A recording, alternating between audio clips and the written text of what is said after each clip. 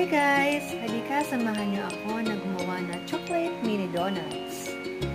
Narito ang mga kailangan natin. 500 gram chocolate premise powder, 1 and 1/4 cup water, 1/4 cup oil,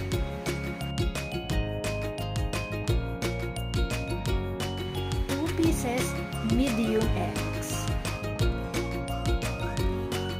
Ihalo ng mabuti. But be careful not to overmix it.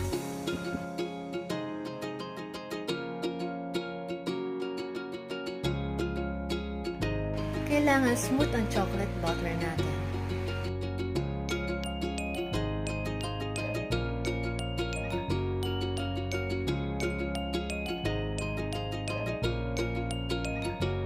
Wait for at least 20 minutes para i-rest ang chocolate butter.